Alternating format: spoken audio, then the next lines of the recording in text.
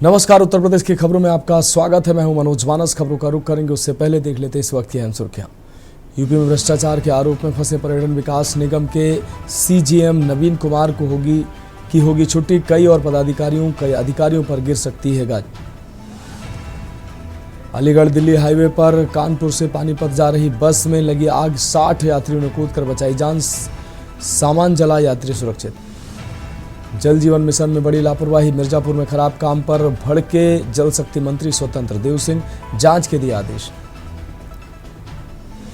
Bird flu के कारण 7 दिन और बंद रहेंगे यूपी के जू और लायन सफारी। गोरखपुर कानपुर जू के जानवरों में संक्रमण की पुष्टि। आग लगने की वजह नहीं तलाश सकी जांच कमेटी। प्रयागराज के शिक्षा निदेशालय में 20 दिन पहले लगी थी भीषण आग, 15 दिन में देनी थी रिपोर्ट। और प्राइमरी के बाद अब माध्यमिक स्कूलों में गर्मी की छुट्टी, शिक्षा मित्रों के बहिष्कार के बीच से समर कैंप आज से शुरू। आप देख रहे हैं के न्यूज, खबरों का सारथी। और अब खबर विस्तार से। लखनऊ से अहम खबर है। मुख्यमंत्री योगी आदित्यनाथ का आज का कार्यक्रम सुबह 9:15 बजे सूचना विभाग की बैठक लेंगे। सूचना विभाग की बैठक में हिस्सा लेंगे। 10:30 बजे पिछड़ा वर्ग कल्याण विभाग की करेंगे समीक्षा। दिव्यांगजन सशक्तिकरण विभाग की भी समीक्षा करेंगे सीएम। शाम 6 बजे खेल एवं युवा कल्याण विभाग की समीक्षा बैठक करेंगे मुख्यमंत्री योगी आदित्यनाथ।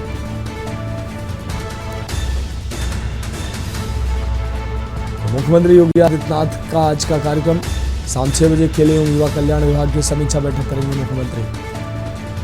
मुख्यमंत्री योगी आदित्यनाथ का आज का कार्यक्रम सुबह 9:15 बजे सूचना विभाग की बैठक में हिस्सा लेंगे मुख्यमंत्री।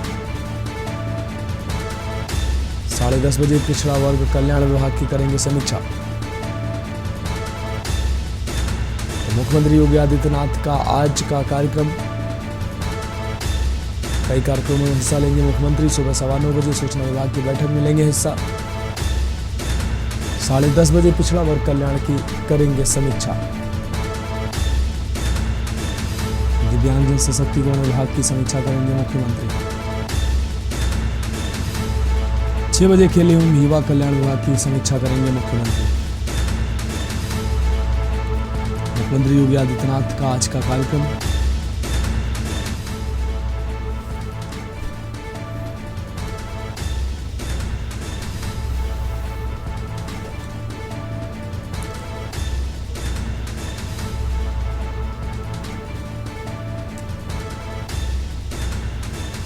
तो मुख्यमंत्री योगी आदित्यनाथ का आज का कार्यक्रम, विभिन्न कार्यक्रमों में मुख्यमंत्री शिरकत करेंगे।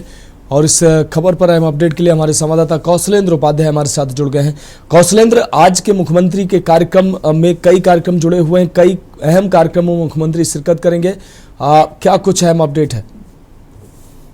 बिल्कुल, देखिए मनोज, अगर देखा जाए मुख्यमंत्री योगी आदित्यनाथ का जो कार्यक्रम है, अभी सुबह 9:15 बजे सूचना विभाग की बैठक, क्योंकि सूचना विभाग की बैठक प्रतिदिन होती है। सभी अफसरों को सूचना विभाग के जो डायरेक्टर हैं और जो प्रमुख सचिव हैं हमेशा जो है 9:15 बजे वहाँ मीटिंग करते हैं, क्योंकि सूचना विभाग से ही हर विभागों की पूरी जानकारी मिलती है। इसलिए उनकी जो है अनिवार्यता है वहाँ पे बैठक 9:15 बजे होगी।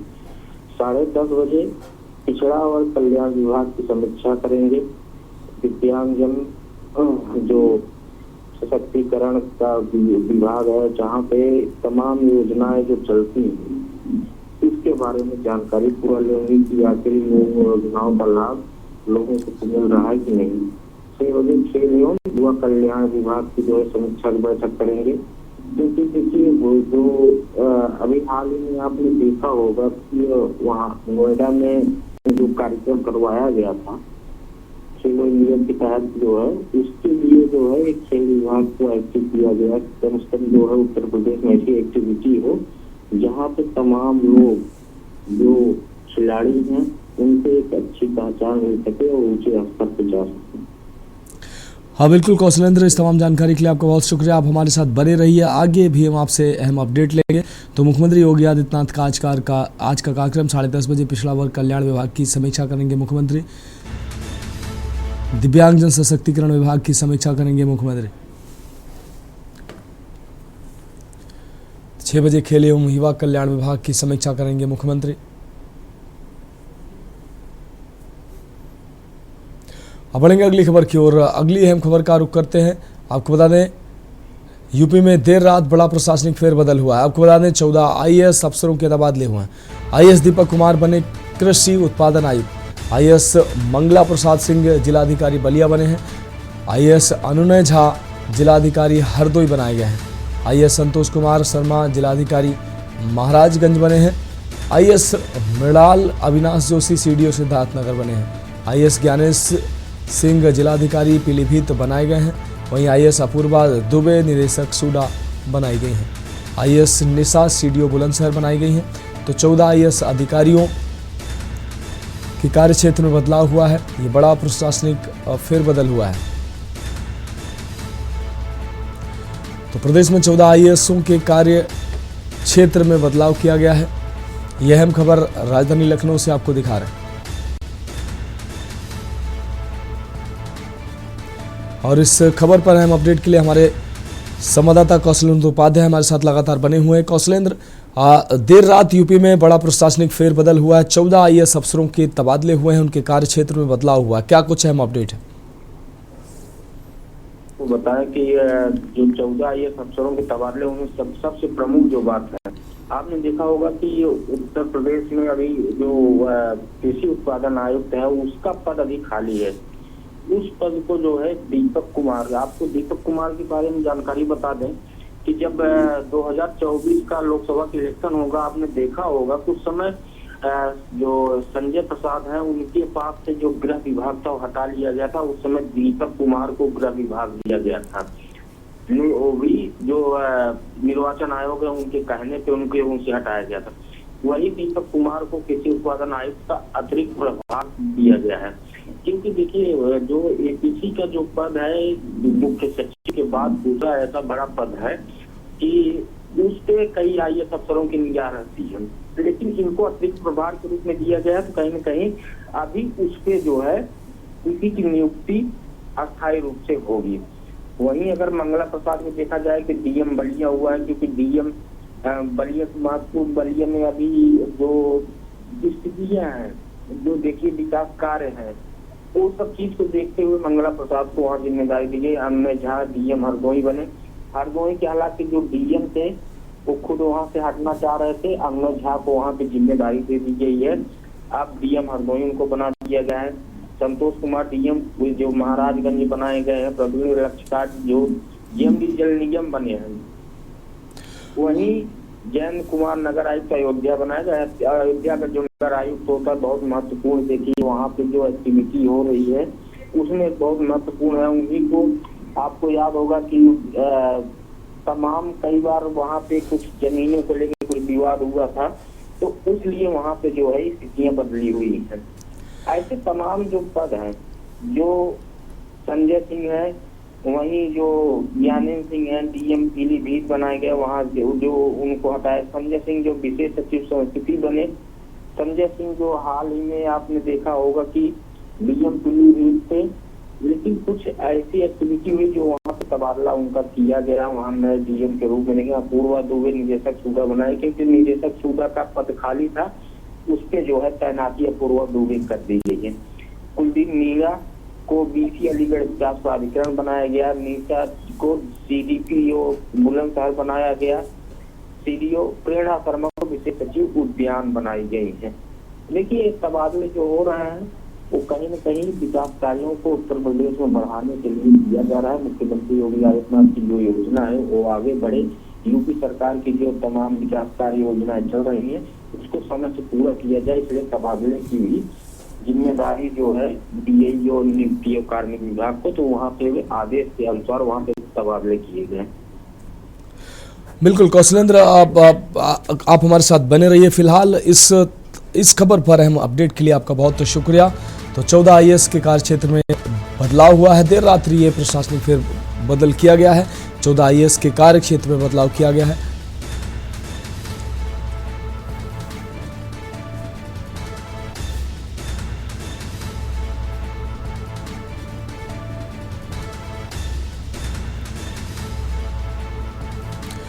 आईएएस अफसरों के कार्य क्षेत्र में बदलाव किया गया है। यूपी में देर रात बड़ा प्रशासनिक फेरबदल सामने आया है। और अगली अहम खबर भी राजधानी लखनऊ से है, जहां यूपी में देर रात ही बड़ा प्रशासनिक फेरबदल हुआ। 6 पीसीएस अधिकारियों के भी तबादले हुए। 14 आईएएस अधिकारियों के साथ ही 6 पीसीएस अधिकारियों के भी तबादले हुए हैं। प्रकाश चंद्र बने हैं अपर जिलाधिकारी न्यायिक हाथरस, वहीं शिव नारायण बने हैं अपर जिलाधिकारी बागपत। विनीत कुमार सिंह अपर जिलाधिकारी गाजियाबाद बनाए गए हैं। पीसीएस हिमांशु वर्मा अपर जिलाधिकारी गोरखपुर बनाए गए हैं। उत्कर्ष श्रीवास्तव नगर मजिस्ट्रेट गोरखपुर बने हैं, वहीं पीसीएस अलंकार अग्निहोत्री नगर मजिस्ट्रेट बरेली बनाए गए हैं। तो देर रात बड़ा प्रशासनिक फेरबदल हुआ। 14 आईएएस के साथ 6 पीसीएस अधिकारियों के भी कार्यक्षेत्र में बदलाव किया गया है। विकास कार्यों की निगरानी समय से उनको पूर्ण करना और कार्य दक्षता को लेकर ये बदलाव किए गए हैं। और हमारे साथ कौशलेंद्र उपाध्याय लगातार जुड़े हुए हैं। कौशलेंद्र, कल देर रात्रि जो बड़ा प्रशासनिक फेरबदल हुआ, 14 आईएएस के कार्यक्षेत्र में बदलाव हुआ, उसके साथ साथ 6 पीसीएस अधिकारियों के कार्यक्षेत्र में भी बदलाव हुआ है। कार्यक्षेत्र में दक्षता को बनाए रखना और समय पर जो विकास कार्य चल रहे हैं उनको पूर्ण करने के उद्देश्य से ये फेरबदल किया गया है, क्या कहेंगे आप? जी बिल्कुल, देखिए तबादले की जो स्थिति है, अगर देखा जाए कि समय तबादला सीजन इशू आपको याद होगा कैबिनेट बैठक में जो है ये भी देखने को मिला कि तबादले जो है लगातार हो रहे हैं।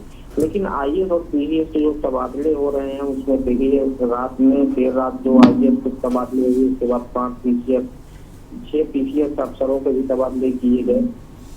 जो एडीएम हाथरस बनाए गए प्रकाश चंद्र, शिव नारायण एडीएम बागपत बने, विनीत कुमार सिंह भी एडीएम गाजियाबाद। हालांकि जो हिमांशु वर्मा एडीएम गोरखपुर बनाए गए, गोरखपुर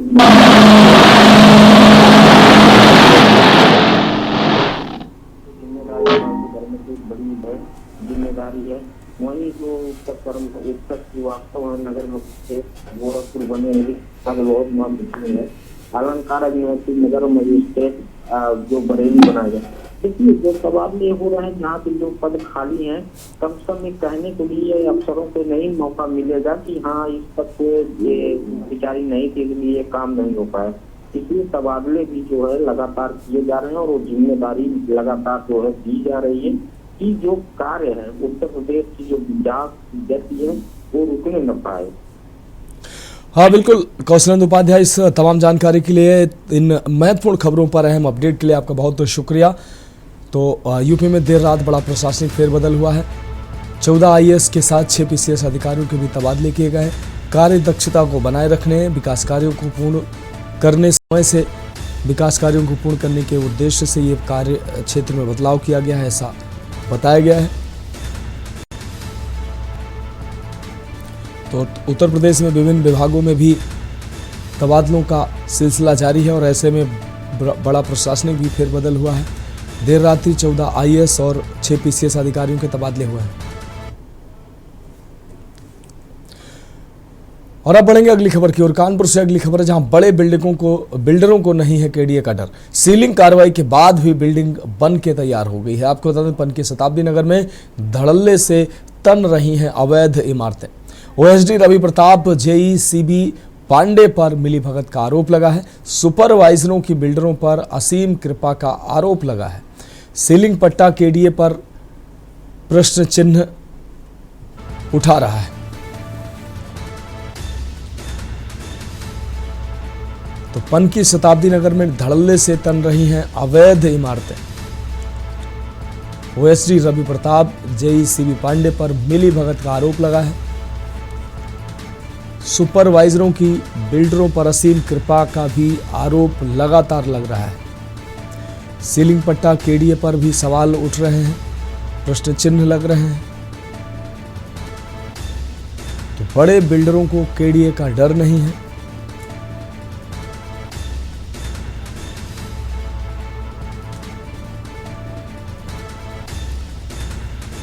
कानपुर से हम खबर आपको दिखा रहे हैं, बड़े बिल्डरों को केडीए का बिल्कुल डर नहीं है। सीलिंग कार्रवाई के बाद भी बिल्डिंग बन रही है।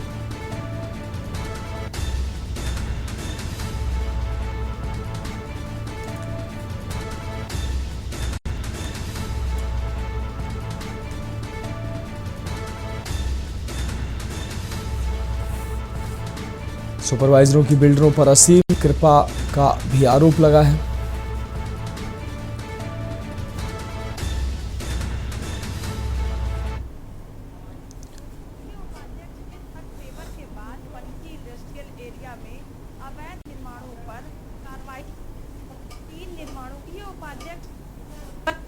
पनकी इंडस्ट्रियल एरिया में अवैध निर्माणों पर कार्रवाई करी गई।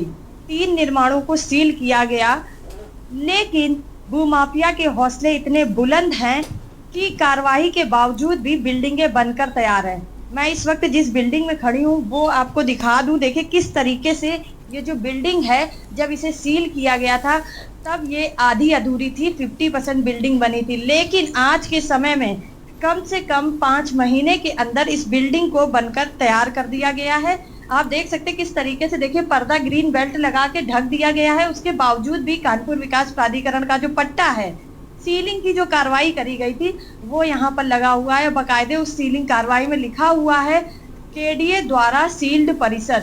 फिर भी लेकिन यहाँ के जो मालिक हैं, यहाँ के जो निर्माणदाता हैं, वो लगातार बिल्डिंग का निर्माण कर रहे हैं।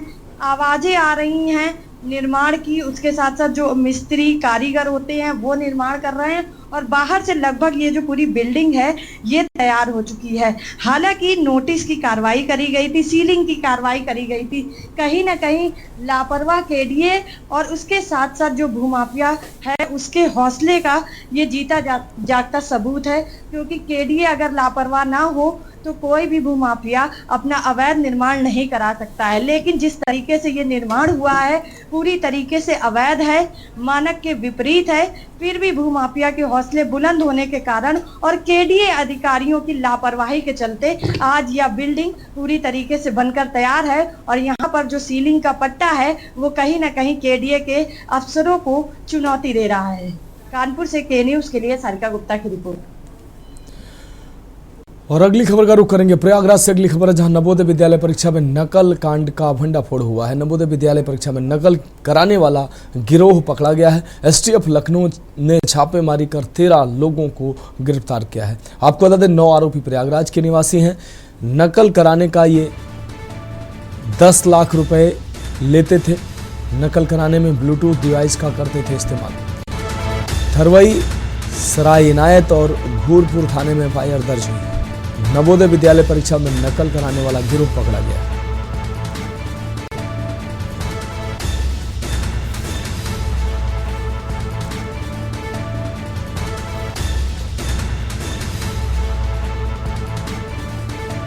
नकल कराने में ब्लूटूथ डिवाइस का करते थे इस्तेमाल। सराय इनायत और घूरपुर इलाके में एफआईआर दर्ज हुई है। नवोदय विद्यालय परीक्षा में नकल कराने वाला गिरोह पकड़ा गया है। तो विद्यालय में परीक्षा में नकल कांड का भंडाफोड़। तो प्रयागराज से यह खबर, नवोदय विद्यालय में नकल कांड का यह भंडाफोड़ हुआ है। नवोदय विद्यालय परीक्षा में नकल कराने का गिरोह पकड़ा गया है।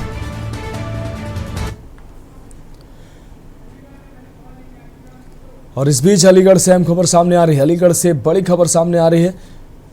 पानीपत जा रही बस में भीषण आग लगी है। अलीगढ़ से यह अहम खबर, पानीपत जा रही बस में भीषण आग लगी है। 60 यात्रियों ने कूदकर अपनी जान बचाई। हादसे में पैसेंजर को कोई नुकसान नहीं हुआ है। पुलिस और फायर ब्रिगेड की गाड़ी मौके पर पहुंची।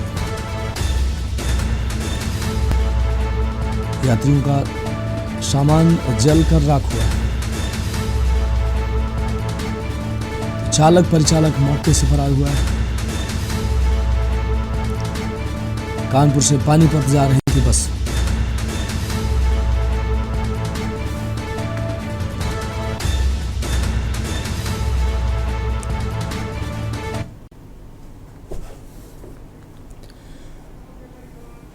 और अगली अहम खबर राजधानी लखनऊ से है। आपको बता दें लखनऊ से अहम खबर, बारिश और वज्रपात को लेकर 45 जिलों में अलर्ट किया गया। पूर्वी यूपी में तेज हवाओं के साथ बूंदाबांदी होगी। तो 22 से 25 मई तक बारिश की संभावना है। कई इलाकों में वज्रपात की चेतावनी जारी की गई है। लखनऊ से अहम खबर, 45 से अधिक जिलों में बारिश और वज्रपात की का अलर्ट जारी किया गया है। पूर्वी यूपी में तेज हवाओं के साथ बूंदाबांदी की भी खबर है। 22 से 25 मई तक बारिश की संभावना है। कई इलाकों में वज्रपात की चेतावनी भी जारी की गई है। तो लगभग 45 से अधिक जिलों में अलर्ट जारी किया गया है। बारिश और वज्रपात को लेकर यह अलर्ट उत्तर प्रदेश में जारी किया गया है। आपको बता दें, पूर्वी यूपी में तेज हवाओं के साथ बूंदाबांदी भी होगी, इसका भी अलर्ट जारी किया गया है। 22 से 25 मई तक बारिश की संभावना बनी हुई है।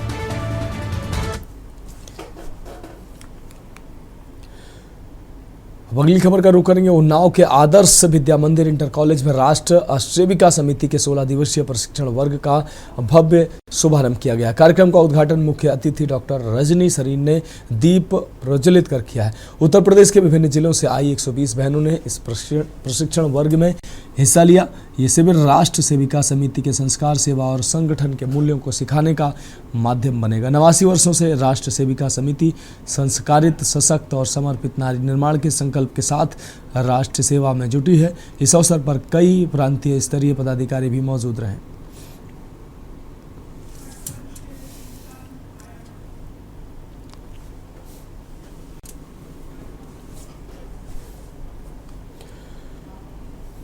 अब बढ़ेंगे अगली खबर की ओर। खबर कन्नौज से है, जहां जिले में खेलो इंडिया की तर्ज पर खेलो इंडिया बढ़ेगा इंडिया के बैनर तले राज्य मंत्री स्वतंत्र प्रभार असीम अरुण ने 1 महीने चलने वाली क्रिकेट प्रतियोगिता का उद्घाटन किया।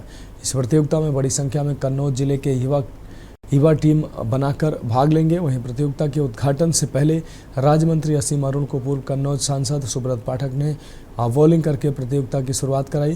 खिलाड़ी में उत्साह बनाने के लिए मंत्री असीम अरुण बैटिंग करते नजर आए, तो पूर्व कन्नौज सांसद सुब्रत पाठक बॉलिंग करते नजर आए। पत्रकारों से बात करते हुए मंत्री असीम अरुण ने बताया कि यह प्रतियोगिता कन्नौज के युवाओं के लिए एक अच्छा प्लेटफॉर्म साबित होगी।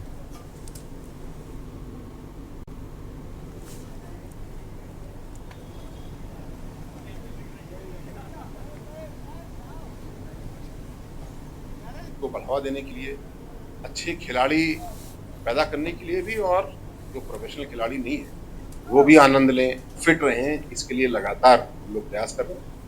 आज बड़ी खुशी की बात है कि सुब्रत पाठक जी, हमारे पूर्व सांसद के द्वारा 30 दिन का लगभग ये टूर्नामेंट आज शुरू किया गया है। कन्नौज के बोर्डिंग ग्राउंड में ये टूर्नामेंट चलेगा। इसमें कन्नौज लोकसभा क्षेत्र की ही टीमें प्रतिभाग करेंगी और 100 से ज्यादा टीमों का पंजीकरण ऑलरेडी इसमें हो चुका है। बड़े गौरव की बात है। इसमें खेल के साथ साथ हम लोग का आगे प्रयास ये है कि वॉलीबॉल, क्रिकेट, खो खो जैसे जो खेल हैं उनके लिए भी हम लोग शहर में अलग अलग स्थानों पर व्यवस्था करें, अच्छी विश्व स्तरीय व्यवस्थाएं बनाएं। और साथ साथ कन्नौज में मैंने एक हाल में मीटिंग की तो हमारे पास मुख्य खेलों के पर्याप्त खिलाड़ी और कोच उपलब्ध हैं। तो फिलहाल उत्तर प्रदेश की खबरों में अभी के लिए मेरे साथ इतना ही। मुझे दीजिए इजाजत और आप देखते रहिए के न्यूज़ इंडिया।